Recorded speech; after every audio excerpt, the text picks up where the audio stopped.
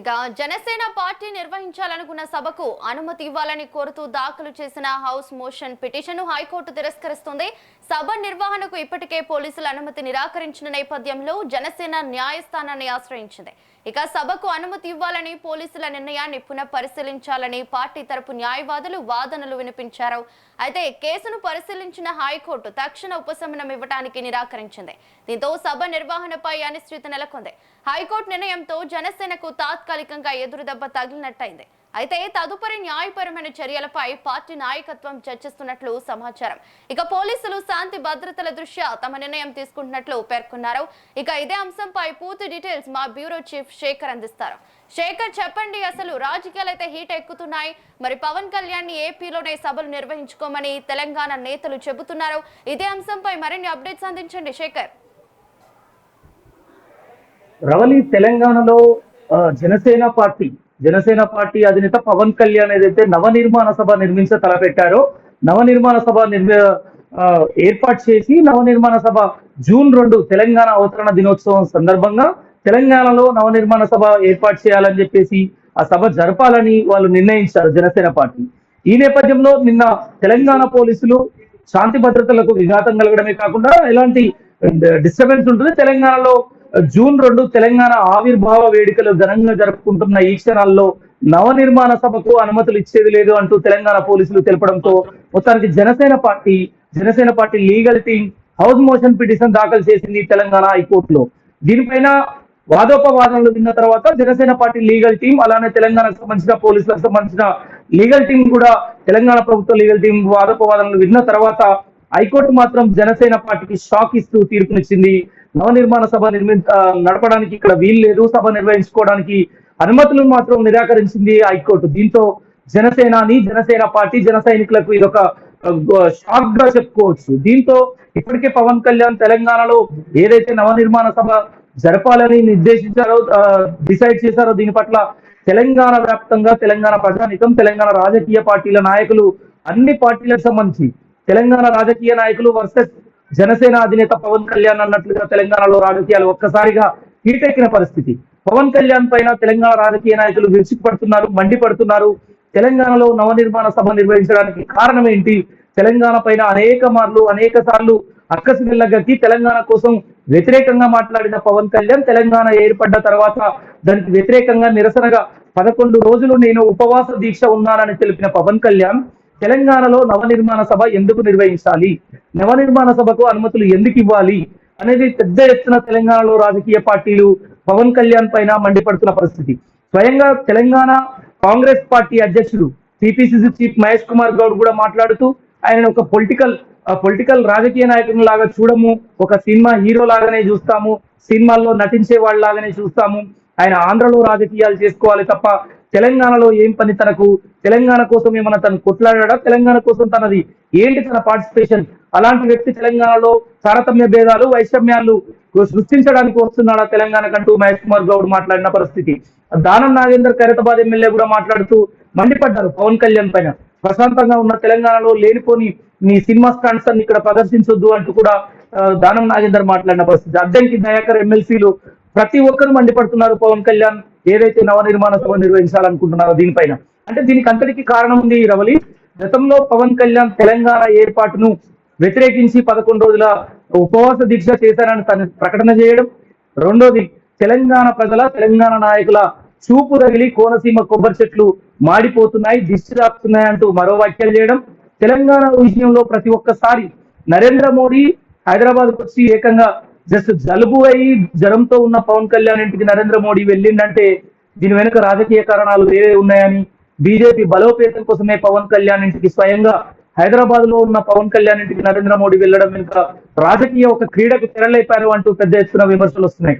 ఈ నేపథ్యంలో పవన్ కళ్యాణ్ తెలంగాణలో నవనిర్మాణ సభ ఏర్పాటు చేయడం పట్ల, నవనిర్మాణ సభ నిర్వహించాలనుకోవడం పట్ల మేధావులు, పెద్ద పెద్ద విశ్లేషకులు ప్రతి ఒక్కరు వ్యతిరేకిస్తున్నారు. ఎందుకనంటే తెలంగాణ ఏర్పడ్డతో 2014 జూన్ 2న ఏర్పడ్డ తర్వాత ఇప్పటి వరకు తెలంగాణలో గత 10 ఏళ్ళు బీఆర్ఎస్ పాలన ఉన్నది, తర్వాత కాంగ్రెస్ పాలన ఉన్నది. తెలంగాణలో మా తెలంగాణను మేము అభివృద్ధి చేసుకుంటాము. పక్క రాష్ట్రం ఏపీ డిప్యూటీ సీఎం గా ఉన్న పవన్ కళ్యాణ్ తెలంగాణలో నిర్మాణం చేయాల్సిన అవసరం లేదు, దేశంలో ఎక్కడైనా రాజకీయ పార్టీ పెట్టుకోవచ్చు, మాట్లాడే హక్కు ఉంది, సభలు పెట్టుకునే హక్కు ఉంది. కానీ తెలంగాణ అవతరణ దినోత్సవం, తెలంగాణ ఏర్పాటైన వేడుకల రోజు, అదే రోజు తను నవనిర్మాణ సభ ఏర్పాటు చేస్తామనడం పట్ల పెద్ద ఎత్తున మండిపడుతున్నారు. రాష్ట్రంలో తెలంగాణ రాష్ట్ర వ్యాప్తంగా యువత ప్రతి ఒక్కరూ మండిపడుతున్న పరిస్థితి. ఈ నేపథ్యంలో పవన్ కళ్యాణ్ ఖచ్చితంగా నవనిర్మాణ సభ నిర్వహించి తీరుతాను అంటూ వాళ్ళ లీగల్ టీం హైకోర్టుకు వెళ్ళింది. హైకోర్టులో కూడా వాళ్లకు ఎదురు దెబ్బ తగిలింది.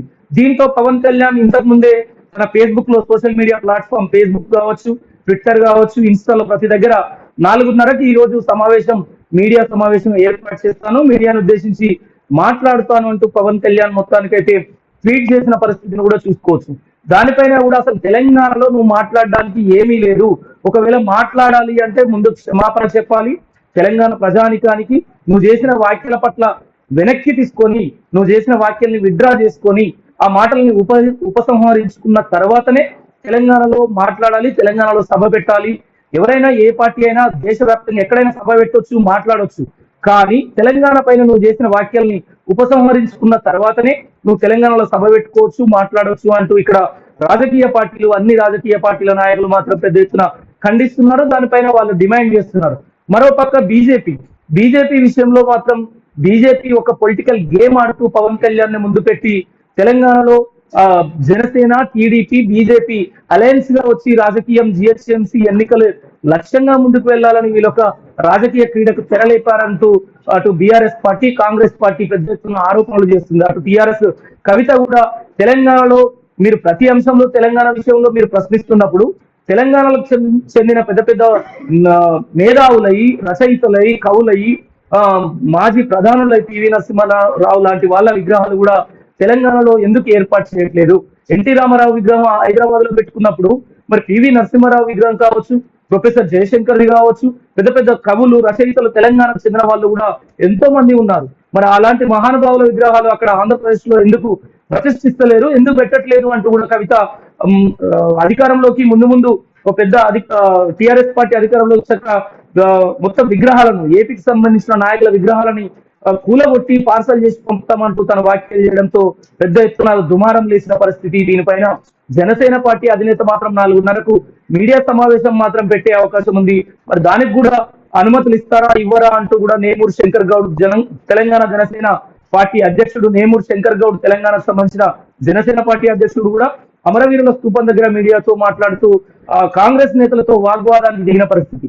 దీంతో ఇంతకుముందు అమరవీరుల స్థూపం సాక్షిగా అటు జనసేన పార్టీ, ఇటు కాంగ్రెస్ పార్టీ నాయకులు కూడా వాదోపవాదాలు చేస్తున్న పరిస్థితి. ఈ నేపథ్యంలో జనసేన పార్టీకి ఇప్పుడు హైకోర్టు కూడా తన పిటిషన్ ని రద్దు చేయడంతో మొత్తానికి జనసేన పార్టీకి ఇది షాక్ గా చెప్పుకోవచ్చు. Ramani. Right, thank you Shekhar.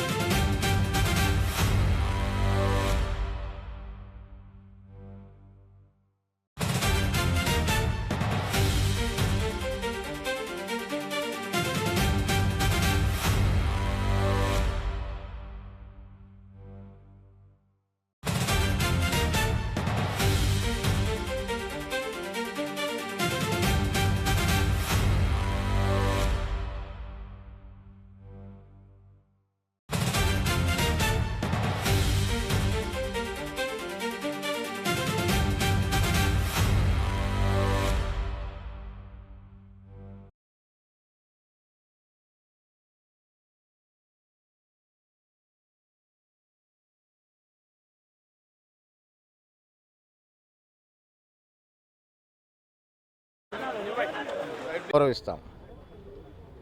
ఆయన ఇక్కడొచ్చి రాజకీయాలు చేయాలంటే తెలంగాణ ప్రజలు ఆయన ఎందుకు నమ్ముతారు? ఆంధ్ర ప్రాంతం నాయకుడు, ఆంధ్ర మూలాలు ఉన్నట్టు నాయకుడు తెలంగాణలో పార్టీ పెడితే తెలంగాణకు న్యాయం చేయగలుగుతాడా?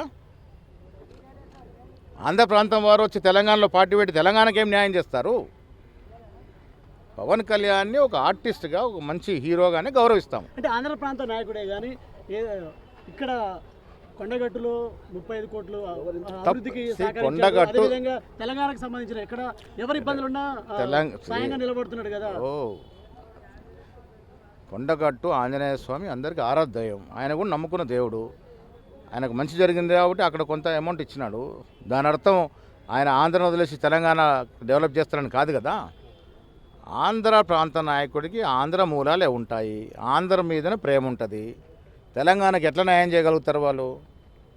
వారు పార్టీ పెట్టినా ప్రజాస్వామ్యంలో ఎవరైనా పార్టీ పెట్టుకోవచ్చు. పెట్టినంత మాత్రం ప్రజలు విశ్వసిస్తారని నేను అనుకోవట్లేదు. ఆంధ్ర ప్రాంత నాయకుడు తెలంగాణలో పార్టీ పెడితే తెలంగాణకు న్యాయం చేస్తారని ఎట్లా అనుకుంటాం మనము? అందులోని ఇక్కడ అందులోని ఇవాళ పరిస్థితిలో ఇక్కడ వ్యాక్యూమ్ లేదు. తెలంగాణలో మెజారిటీ ప్రజలు కాంగ్రెస్ వైపు ఉన్నారు. కాంగ్రెస్ స్కీమ్స్ వల్ల లబ్ధి పొంది తృప్తిగా ఉన్నారు. ఇవాళ మళ్ళీ నేను చెప్తా ఉన్నాను, రేవంత్ రెడ్డి గారు ముఖ్యమంత్రిగా, నేను పీసీ అధ్యక్షుడిగా వచ్చే ఎన్నికల్లో 100 సీట్ల పైన గెలుస్తాం. బీజేపీ ట్రయల్ రన్ ఇస్తుంది అనుకుంటారా పవన్ కళ్యాణ్తో తెలంగాణలో? అంటే దాని అర్థమైంది బీజేపీకి ఏమి లేకనే కదా, కింద గడ్డి కూడా లేదు కాబట్టి పవన్ కళ్యాణ్ మీద ఆధారపెట్టుకుందాము. పోటీ కూడా చేయబోతాం అంటున్నారు. ఆంధ్ర ప్రాంత నాయకుల్ని తీసుకొచ్చి ఇక్కడ ఏదో విన్యాసాలు చేస్తా అంటే తెలంగాణ ప్రజలు దాన్ని విశ్వసించరు, నమ్మరు.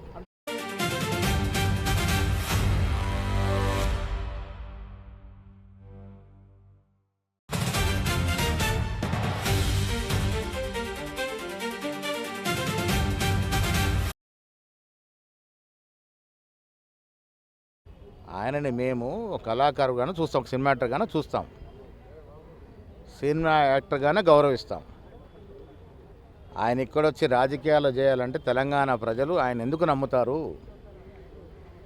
ఆంధ్ర ప్రాంతం నాయకుడు, ఆంధ్ర మూలాలు ఉన్నట్టు నాయకుడు తెలంగాణలో పార్టీ పెడితే తెలంగాణకు న్యాయం చేయగలుగుతాడా? ఆంధ్ర ప్రాంతం వారు వచ్చి తెలంగాణలో పార్టీ పెట్టి తెలంగాణకి ఏం న్యాయం చేస్తారు? పవన్ కళ్యాణ్ని ఒక ఆర్టిస్ట్గా, ఒక మంచి హీరోగానే గౌరవిస్తాం. అంటే ఆంధ్ర ప్రాంత నాయకుడే కానీ ఇక్కడ కొండగట్టులో 35 కోట్లు అభివృద్ధికి సహకరించారు. కొండగట్టు అదేవిధంగా తెలంగాణకు సంబంధించిన ఎక్కడ ఎవరి ఇబ్బందులున్నా సాయంగా నిలబడుతున్నాడు కదా. కొండగట్టు ఆంజనేయ స్వామి అందరికీ ఆరాధ్యం. ఆయన కూడా నమ్ముకున్న దేవుడు. ఆయనకు మంచి జరిగింది కాబట్టి అక్కడ కొంత అమౌంట్ ఇచ్చినాడు. దాని అర్థం ఆయన ఆంధ్రను వదిలేసి తెలంగాణ డెవలప్ చేస్తారని కాదు కదా. ఆంధ్ర ప్రాంత నాయకుడికి ఆంధ్ర మూలాలే ఉంటాయి. ఆంధ్ర మీదనే ప్రేమ ఉంటుంది. తెలంగాణకి ఎట్లా న్యాయం చేయగలుగుతారు వాళ్ళు? వారు పార్టీ పెట్టినా ప్రజాస్వామ్యంలో ఎవరైనా పార్టీ పెట్టుకోవచ్చు. పెట్టినంత మాత్రం ప్రజలు విశ్వసిస్తారని నేను అనుకోవట్లేదు. ఆంధ్ర ప్రాంత నాయకుడు తెలంగాణలో పార్టీ పెడితే తెలంగాణకు న్యాయం చేస్తారని ఎట్లా అనుకుంటాం మనము? అందులోని అందులోని ఇవాళ పరిస్థితిలో ఇక్కడ వ్యాక్యూమ్ లేదు. తెలంగాణలో మెజారిటీ ప్రజలు కాంగ్రెస్ వైపు ఉన్నారు. కాంగ్రెస్ స్కీమ్స్ వల్ల లబ్ధి పొంది తృప్తిగా ఉన్నారు. ఇవాళ మళ్ళీ నేను చెప్తా ఉన్నాను, రేవంత్ రెడ్డి గారు ముఖ్యమంత్రిగా, నేను పీసీ అధ్యక్షుడిగా వచ్చే ఎన్నికల్లో 100 సీట్ల పైన గెలుస్తాం. బీజేపీ ట్రయల్ రన్ ఇస్తుంది అనుకుంటారా పవన్ కళ్యాణ్తో? ప్రాంత నాయకుడు ఆయనని మేము ఒక కళాకారుగానే చూస్తాం, ఒక సినిమా యాక్టర్గానే చూస్తాం.